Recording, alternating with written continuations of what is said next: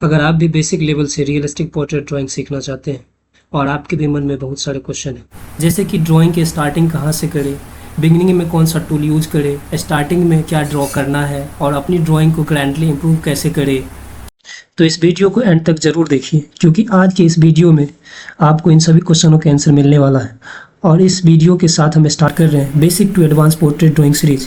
मुझे पूरा यकीन है कि इस सीरीज़ को एंड तक आप भी रियलिस्टिक पोर्ट्रेट ड्राइंग करना सीख सकेंगे। लेकिन अभी हम फिलहाल रिजल्ट की बात नहीं करेंगे, हम बिल्कुल बिगिनिंग से स्टार्ट करेंगे और स्टेप बाय स्टेप पूरी लर्निंग जर्नी को एंजॉय करेंगे। आजकल हम सोशल मीडिया पे और यूट्यूब पर आर्टिस्ट को बहुत सारे डिफरेंट ड्राइंग टूल यूज़ करते हुए देखते हैं, और इस वजह से जो पर्सन अभी ड्राइंग सीखना स्टार्ट करता है वो काफ़ी कंफ्यूज हो जाते हैं कि कौन सा टूल इम्पोर्टेंट है और कौन सा टूल इम्पोर्टेंट नहीं है। स्टार्टिंग में कौन से टूल खरीदना चाहिए और कौन से टूल अभी खरीदना नहीं चाहिए। आपने बहुत सारे ड्राइंग वीडियो में आर्टिस्ट को ये बोलते हुए भी सुना होगा कि ड्राइंग सीखने के लिए सिर्फ एक पेपर और एक पेंसिल की ज़रूरत होती है और कुछ नहीं।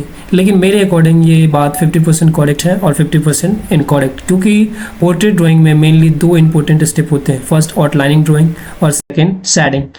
अगर आप भी बहुत सारे बिगिनर की तरह आउटलाइनिंग को स्किप करके डायरेक्टली शेडिंग इंप्रूव करने की ट्राई करेंगे तो आप पोर्ट्रेट ड्राइंग प्रॉपर्ली नहीं सीख पाएंगे, क्योंकि accurate outlining realistic portrait drawing का बेस और फाउंडेशन होता है। अब बात करते हैं आउटलाइनिंग ड्राइंग के टूल की।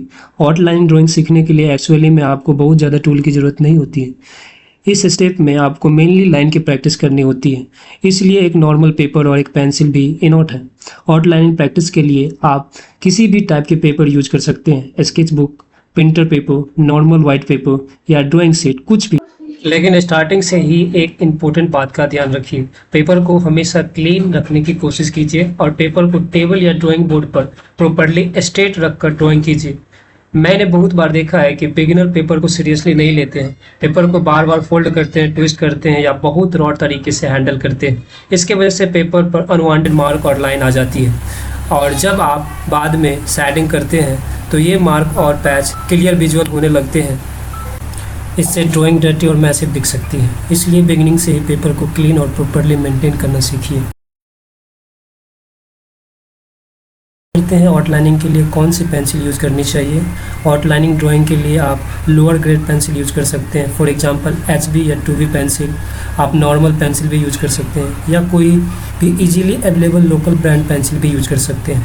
आप 10 या 20 रुपीज़ वाली मैकेनिकल पेंसिल भी यूज़ कर सकते हैं, लेकिन मैकेनिकल पेंसिल में भी HB या 2B ग्रेड लीड वाली होनी चाहिए। मैं लोअर ग्रेड पेंसिल रिकमेंड करता हूँ, क्योंकि आउटलाइनिंग हमेशा लाइट हैंड से बननी चाहिए। आउटलाइनिंग को बहुत डार्क नहीं बनाना है, क्योंकि शेडिंग स्टार्ट करने से पहले हम आउटलाइनिंग को इजीली इरेज कर सकें, और आइडियली शेडिंग कंप्लीट होने के बाद आउटलाइनिंग क्लीन विजुअल भी नहीं होनी चाहिए। बिगिनर की एक कॉमन मिस्टेक होती है कि वो डार्क पेंसिल से बहुत प्रेशर लगाकर आउटलाइनिंग ड्रॉ कर देता है। बाद में जब वो इरेज करने की कोशिश करता है तो आउटलाइनिंग प्रॉपर्ली रिमूव नहीं होती है, और शेडिंग कंप्लीट होने के बाद भी वो डार्क लाइन विजुअल होती रहती है। इसलिए याद रखिए, आउटलाइनिंग को लाइट रखिए। अगर आपको ये वीडियो हेल्पफुल लगा हो तो वीडियो को लाइक कीजिए, शेयर कीजिए और आर्ट ऑफ सुधीर को सब्सक्राइब जरूर कीजिए। नेक्स्ट लेसन में हम पोर्ट्रेट ड्राइंग के बेसिक एक्सरसाइज से स्टार्ट करेंगे। तब तक प्रैक्टिस करते रहिए और सीखते रहिए। Happy journey.